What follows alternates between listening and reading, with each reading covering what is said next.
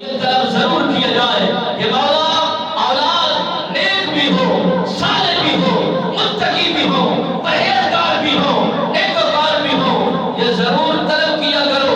یہ نبیوں کی سنت بھی زندہ ہوتی ہے، نبیوں کا انداز بھی جب انسان اپناتا ہے مالک بے نیاز اس دعا کے اندر اثر بھی رکھتا ہے، قبولیت کی گھڑی بھی شامل کرتا ہے۔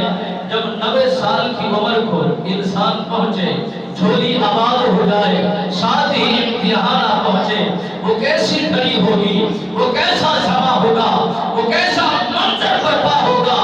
اللہ کے خلیل نے دعا مانگتے مانگتے 90 سال گزر گئے۔ آج کا انسان 30 پر جب پہنچتا ہے آگے بونس کی زندگی گزرنا شروع ہو جاتی ہے، بونس پر آ جاتا ہے، کیونکہ خوراک کا کردار بہت زیادہ ہے اور حفاظت کا کردار بہت زیادہ ہے۔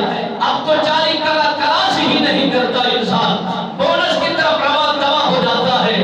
90 سال کی عمر بہت قلیل جاتے ہیں، بہت قلیل پڑھتے ہیں، مگر اللہ کے خلیل نے طلب کی، مولا مجھے نیک فرزند عطا فرما دے، نیک بیٹا عطا فرما دے۔ نبی کی دعا ہے، پر اثر دعا ہے، مقبولیت کی دعا ہے، رنگ رکھنے والی دعا ہے اور قبولیت کرنے کی امید رکھنے والی دعا ہے۔